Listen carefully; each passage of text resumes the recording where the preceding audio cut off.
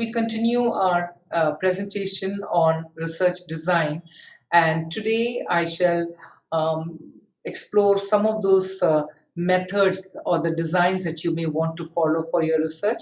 However, this is a very broad subject, and at best I could introduce you to some of those ideas and methods, and I'm sure that you will follow it up with your professors and read much more than what is being presented here, because research, as I told you, has no shortcuts at all. It has to be worked out the way it takes time and effort. So research methodology, we continue with research methodology on how do you design your work, and this designing your work depends upon a lot of times on the research skills that you have, on the resources that you have in terms of the professors with whom you can have discussion, with the libraries that you have got access to, and of course the subject, the content, the objectives, and the research questions all put together will decide how you're going to design your research.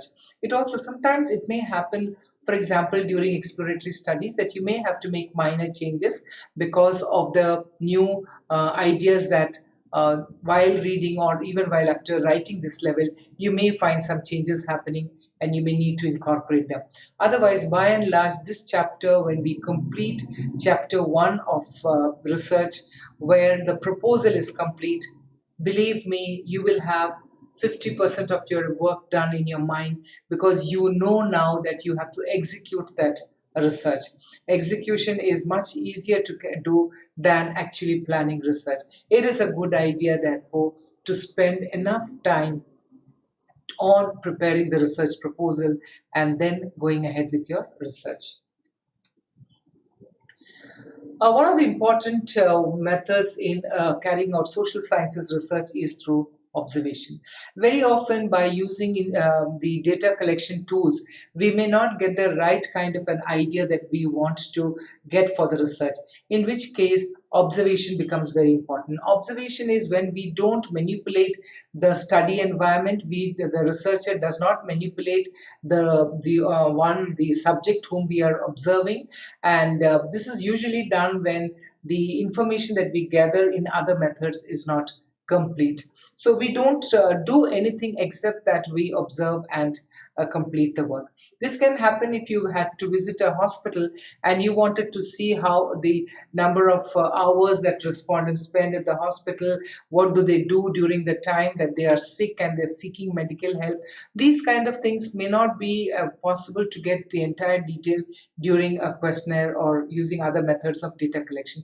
In such situation, it is good to understand how the patient is behaving in a hospital, what kind of difficulty he is or she is going through, what is the kind of attention. And I mean, this can apply to a retail store, it can happen to students on playground, it can happen to the travelers on a railway station. There are many subjects on which an observation in as a method can be useful. Now let me get into the methods or designs that we can do. One of the observational method is called the cross-sectional studies. Here also we do not manipulate the respondent or the situation. We are only collecting information, of course, by using different kinds of data collection tools or instruments. Now, in this particular study, what we do is we collect information from the population on a particular phenomenon or a situation, and then we take only a cross-section of the population, which is a sample. And this cross-sectional study is simple in the sense that can be rather easily executed and also quickly completed, depending, of course, on the research skills that the researcher has. And it can decide what is it that you want to find out, and also first you have to identify the population that you want to draw your sample from. So once your population is known, you can design your sample by different methods that we may look into the designing of the sample. Then we can look for what are the instruments that you need to develop to collect the data, and how do we want to contact the respondents, how do we collect the required information. Then this is useful because when we have identified the variables, And as we did earlier in the earlier presentation, after having collected the variables, now the data can be collected. Example, we want to find out of pocket expenses of people of a community on preventive health care. That means what is the amount of money that a community or a group of members of the community spend on vaccinating themselves, adults or children or mothers, pregnant mothers, or so on. So in such a case, we take a cross section of population and we can collect that required data. By doing a cross-section analysis, the good thing is that we can compare the same variable for different population, for different groups of people, or it can be that different variables can be collected at the same time for the same group of people. So it gives a lot of insight into a particular phenomenon or a particular situation that is prevailing as a matter of study. The difficulty with this method is that it does not provide information about cause and effect relationship, and they may give answers, but then the data may not be accurate enough to establish cause effect relationship. Then it does not consider what happens before something is happening, before some an event that has happened, or it's only a snapshot. It is like a picture that you're just taking for the time as it appears now. Therefore, we cannot measure the change from one period to the other in this particular method. There is something called as impact studies. In the case of impact studies, we would like to see what is the effect of one over the other. For example, I have given the example of MNREGA, an intervention made by the government in terms of policy for improving employment. Now, there are plethora of questions that throw out because of this policy.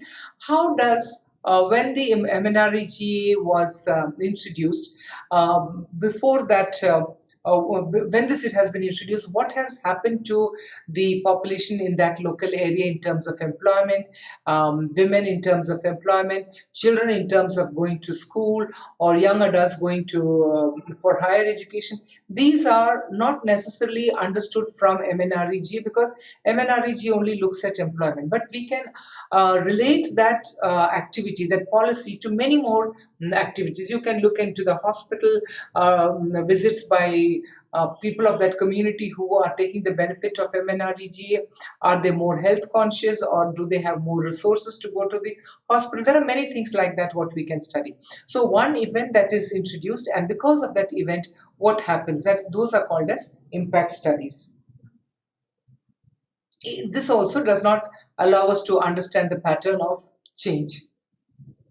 Longitudinal studies also an observation method. Over time, we observe the same population, and the same population is visited several times at regular intervals over the time to collect the required data. Often the same questionnaire is used so that we can see how the respondents have changed over the time that we want to do. So the same variables and over time. So it is like those later studies that we know of, where village studies are done. Over years, the same variables are collected, and then we can measure the changes that has happened to those variables over time. This can assess the development that has taken place or the individual level and at the group level. It can be found out using this. It can also suggest the cause and effect, because in between we can also see what might have been the government policies that has been introduced, and because of government policies, if something is seen in the data, then we can possibly try and understand whether the policy has been the reason for that change, comparing another set of data. So we could do that. So example, we can use this method in business studies, where we can see the feedback of consumers on probably purchase of a durable good over the past 10 years, and see if the same data has been collected by the company, then that data can be used for understanding how the pattern of change has happened for the product of that company and what change they may want to do. It can also be about employment in certain sectors. It can be about gender differences in employment over the time. It can be about skills and development of skills for different sections over the time. So these kind of studies can help us in understanding over time how these variables have changed, the value of the variables have changed over time. There is also something called as a panel study, and here we collect repeated measures from the same sample at different points of time, usually designed for quantitative analysis. That is, for example, labor market experience. So over time, we want to see how this particular, at different points of time, how the same variable has responded. We can also have something called as cohort studies. These are all quantitative methods. In a cohort study, we might track the same population when they were young children who were vaccinated at the age 1, and today the same age group of people who were born at that time in the same region. Today, after 20 years, we want to see how is their health. In such a case, we are talking about a cohort study. What happened to those children who went to school in a government school in the age 3, when these children were age 3, what happened to those children in the age 30 now? So if we have followed those people from one age to the other, the same cohort is studied. This can give us insight into the changes that has happened in a particular to a particular cohort over the time. Now, besides this quantitative data that I just mentioned to you, we also collect qualitative data, and this qualitative data is used when there are multiple realities, and it's often biased, and it is also inductive. So we draw conclusions from the kind of things that have been happening. Now, we obtain data through open-ended questionnaires, and also through conversational communication. We may collect the data, but at the same time, we may have discussions with them. We may have this conversation to pick up some more ideas that we could not capture through the data, other data collection methods. Now, these usually give us a chance to have in-depth responses to individuals. It can be more descriptive, and inferences can be drawn easily from these kind of qualitative methods of design. Now, it also, in some sense, using qualitative data means building trust between the researcher and the respondents, where the researcher collects information based on trust. The respondent simply believes that we will not expose their identity, or we will not reveal anything about them, and we understand that issue, that they are giving us certain kind of data, and these kind of informations are often, they are raw and they are unadulterated, which means that we are getting fresh insight into a problem that we want to study. Now, we use in this, sometimes it could be visiting them, observing them, talking to them, listening to them. It could be by in different subjects, depending upon the subject, that discipline that you come from. You may want, if you're in the culinary field, you may want to taste something, or you may want to have the touch in terms of how to build trust with people. So there can be different ways. It depends upon the research skills of the researcher, and the whole idea is that we build on trust and empathy. These are two very valuable qualities that we use when we go in for collecting field-based data or the qualitative data. One is to have in-depth interview, where the researcher has got good communication skills and is well experienced to listen to people, to understand the stories and draw insight from their stories. The other could be the focus group discussion, where, as I have told earlier, where the number of the ideas are not very clear, the questions are not very clear. So if we call a few people from that expected population, we have discussion with them, listen to them, understand them, and it can be a very useful way to develop our own questionnaires, or it can also just simply help us to collect the information that we require.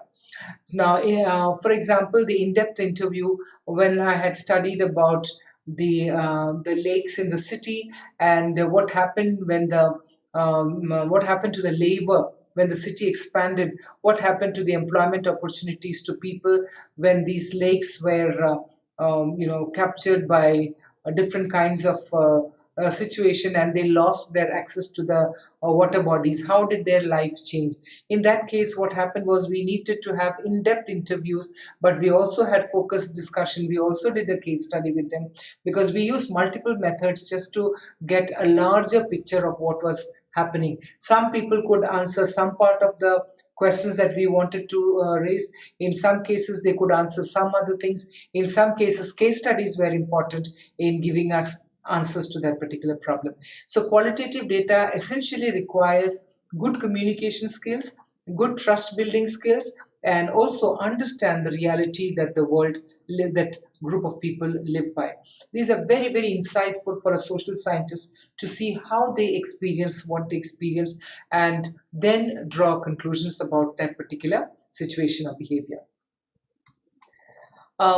We also have mixed methods. In the case of mixed methods, what happens is we may collect both quantitative data and qualitative data. I have observed that this is something which comes quite naturally, unless you are doing a very data-based economic kind of a research. Even in economics, it is possible and it is done that mixed methods are used, where we collect quantitative and qualitative data of the same situation or phenomenon, and then we try and draw one set of quantitative analysis, and the other side we draw inferences which are of qualitative nature.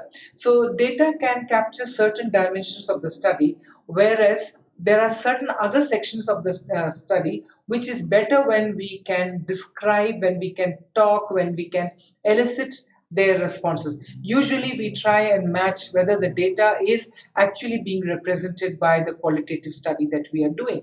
So it means that the researchers should be well versed both in the quantitative method of data collection and also the qualitative method. So it is a good idea that before these designs are done, you have a thorough reading about quantitative data methods and qualitative data methods, and then decide which of the way you want, either one of them or you want both of them together. That makes it easier for you to actually choose the path that you want to study. So, the advantage is this provides multiple viewpoints based on it is biased and unbiased. On one hand, when we are talking about quantitative data, we are talking about unbiased data because we are just collecting information.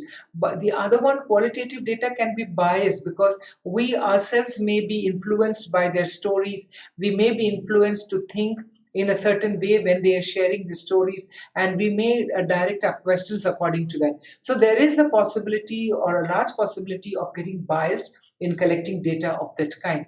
It can be subjective and it can also be objective on the other hand when we use a quantitative method. So we need to prioritize which method do we want to do. We want to give more importance to quantitative method and a little of qualitative methods, or we want to use more of qualitative methods and less of quantitative methods. It depends upon the researcher, the objective, the questions, and so on and so forth, the skills and the purpose of research.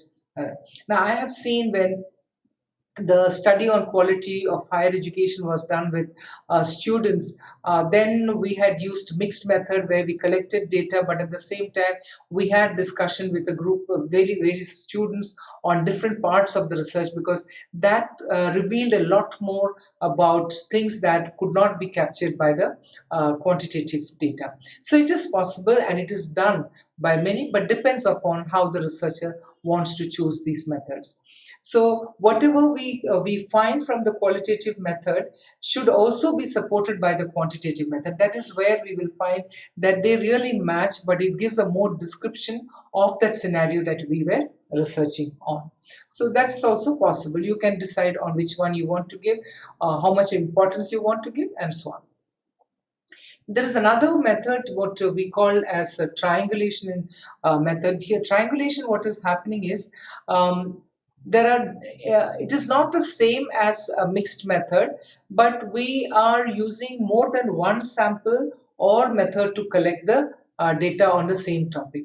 Now, this is usually done with the purpose of bringing more credibility to the research that we do, or to give validity to research. It is not like the earlier one just for collecting information. It is to more of the validity and credibility of the research. And it is also, when we follow this triangulation method, we will be able to present different dimensions of the same phenomenon. And when we for examples, it can get cross-validated by different groups of people. The same problem can be understood differently by different groups of people and increase the credibility of the research. Now, for example, we can have data triangulation. In the case of that data triangulation, what happens is data is collected by multiple sources and or by multiple instruments also. And the same kind of information may be collected to see whether we are getting the ideas the way we want. For examples, when we are investigating a particular phenomenon, we may use just not the student that I collected information from. We collected information from parents, we collected information from teachers, we collected from employers. So what happens is, when the quality of education is not given by only one group of people, we try to understand the quality of education as perceived by different groups of people. There can be investigating triangulation, where it involves using different investigators to collect the data and then to analyze the process. Because that again shows that we have had multiple ways of collecting the data. To that extent, the credibility of the research is improved. We can also have evaluation triangulation, where colleagues within the field of study or different disciplines can come together and collect the same qualitative method of study if they want to. In that particular case, we will get, for example, if education project is taken up, there are evaluators, there are researchers who are from the discipline of education, from economics, from political science, from sociology, from psychology. When there are different kinds of researchers available, we will get different dimensions of the same study, in which case it is called as triangulation. And methodological also, it can have quality, involves the use of both multiple qualitative and or quantitative methods to study the program. Environmental triangulation can happen when we change the place in which the data was collected. Will it show the same answer if this research is conducted at a different place, at a different time of the day or season? Will the response change? So when we try and alter the position, the language, the region, then when we are collecting such information, we also call it as the environmental triangulation. So these are the kind of details that you will find that research is doing. I may give you the details of one or two books in the description box. You may use them for reading, because these things cannot be described or shared by just this half an hour or 20 minutes presentation. There is a lot more. I'm sure you're reading a lot more on that.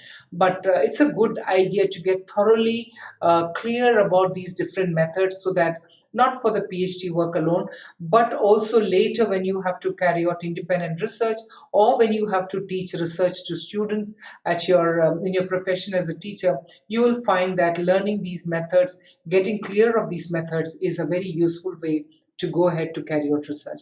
But let me tell you that if you have spent enough time up till now just preparing a proposal, your research will be much more smoother than trying to do ad hoc research work. Ad hoc research work means you do 2 days of work, then you don't do work at all, then you come back, then you have to start all over again. So research is an activity which has to be constantly working in your mind. You should be alert to research options, thinking, questions, ideas, philosophies all the time. So once that is happening to you, so you would have reached this stage quite rather easily. Continue reading, continue discussion, continue listening to people, what they are saying, and talk to your professors who can help you with it. In all of these cases, you will find that your research proposal will be much stronger, much better built, and therefore you can carry on your research with much more rigor and much more ease. So let me stop here. Maybe I shall look into developing some data collection instruments for the next presentation. Thank you very much.